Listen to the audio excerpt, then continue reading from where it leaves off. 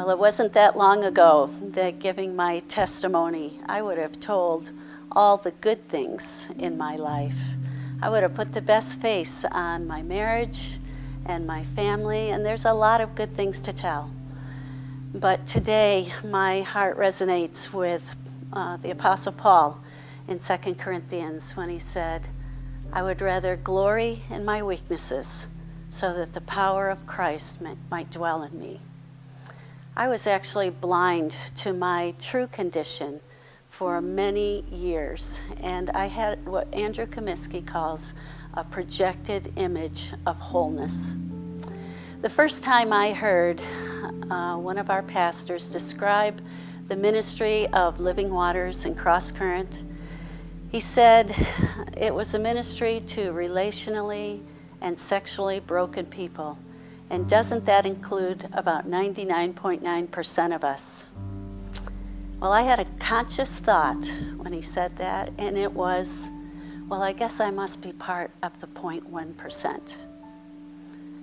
I needed to see the true condition of my heart before I could be whole.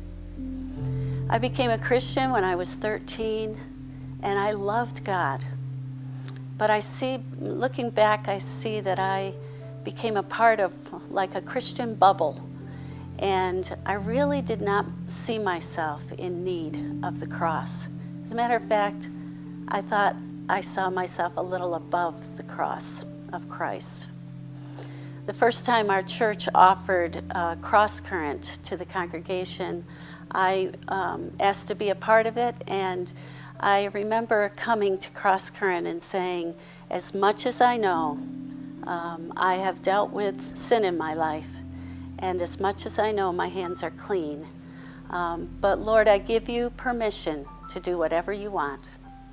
And it was the first week and the first teaching that I heard the words, when we love people out of a need for love, we manipulate the people we love. And that hit me like a ton of bricks. I saw myself there. I also heard that week the beautiful message of the unfailing love of God for me. Love and mercy that day began breaking up some fallow ground.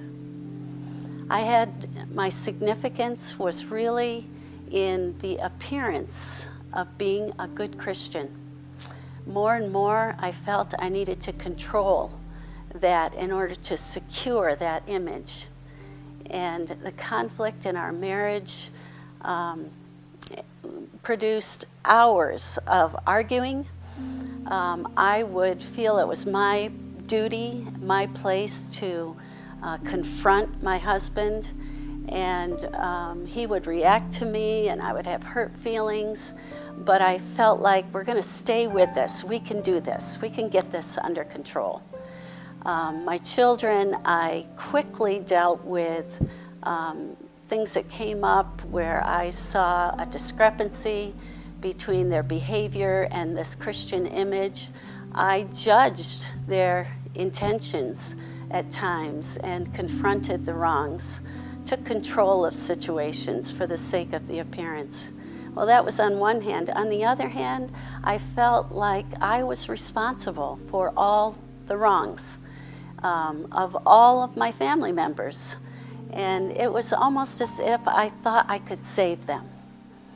So something was driving an intensity in my life to do right and to be right. I felt I could do this, except for one thing, and that was my weight. I could not reverse a trend of gaining weight every year. It was the one area that I felt the Lord was showing me continually that I was not in control. So my thought life vacillated between self-righteousness and self-criticism, and the pressure was breaking me down. I was becoming less and less about love all the time. I went to prayer meetings. I saw myself as an intercessor. I went to church regularly. I actually taught women's Bible studies several years, and my husband and I were small group leaders for many years.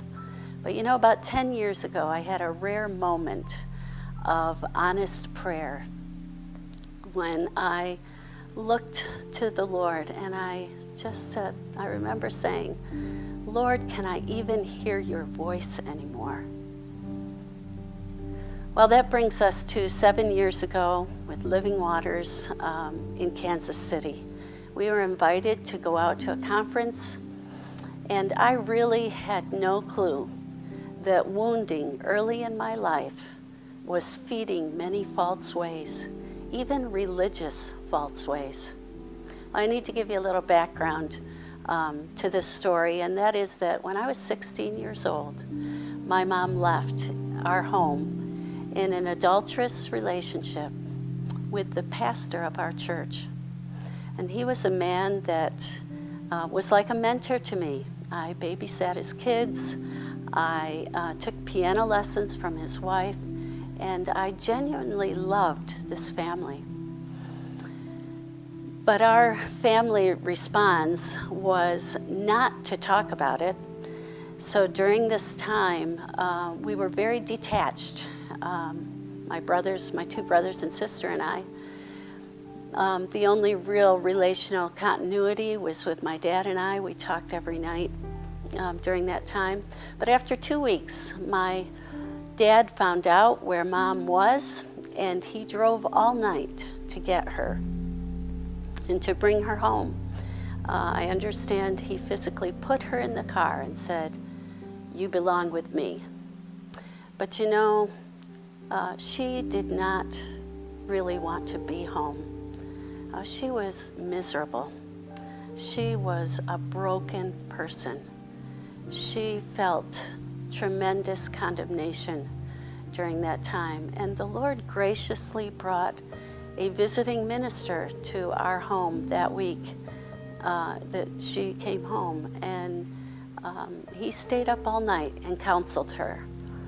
And the result of that is that she went before the congregation that she had wronged the next Sunday, and she asked their forgiveness, and she was really restored to that community of believers and served there for many years.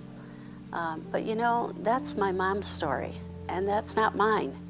And I got that all mixed up for a long time. So I am convinced that I could not have come to this area of healing in my life without the other women in my small group. I could not come to it on my own.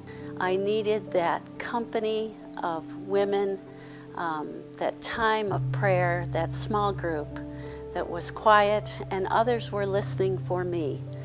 I had written out my testimony previous to the small group time, and when it came to my turn, my leader asked me, "Is there something on your heart that you'd like to share during this time, you'd like to pray about?" And I really said to her, you know, nothing's coming up. I think I'm okay, but I'd love to be prayed for. And she suggested that I think about self-worth. And so I took that idea and went to think about it and thought about all the negative self-talk that I had at that time. And I thought, sure. So as I came to the group, I really thought when I sat in that chair that I was going to be looking at self-worth specifically. But as I sat down and closed my eyes, my leader said to me, "Let's go back to the time when your mom left." And I remember saying to her, as I closed my eyes, "You want me to go back there?" Well, the memories immediately started coming.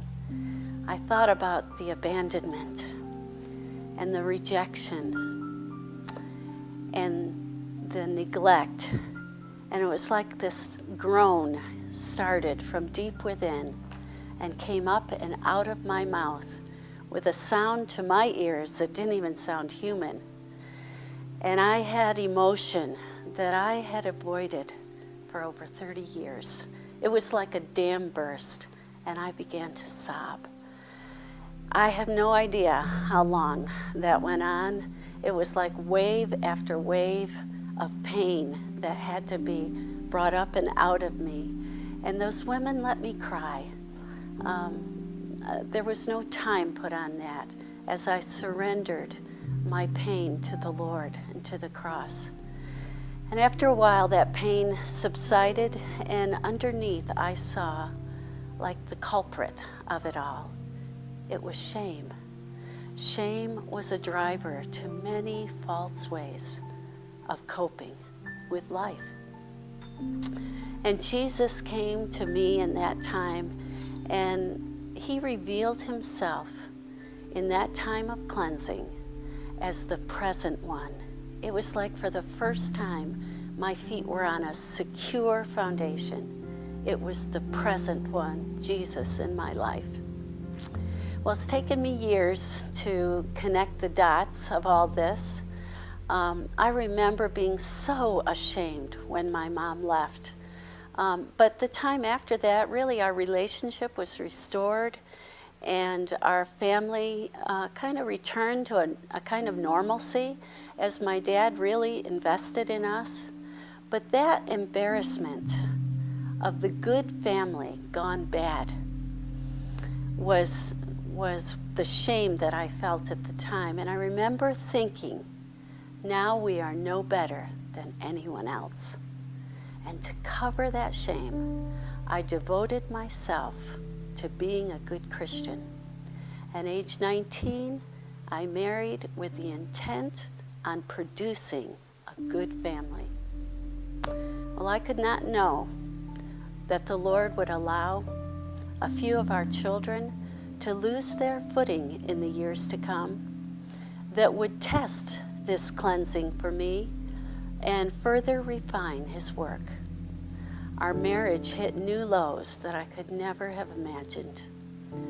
It's been important that I understand this pathway to the cross, to empty of the good false self and learn from experience how to walk in love, how to be grace-filled toward those who are stumbling. So I've got like a new purpose in life from this time, a newfound mission from this processing is for me to love God with all my heart, soul, mind, and strength, and to love those he's put in my life. Anytime I have a hindrance for that, I know I need to go back to the cross. And God gets the glory for anything good. So now it's important that I walk in a company of men and women that I can be real with. And I have to ask myself often, what matters more to me, real wholeness or the appearance of it?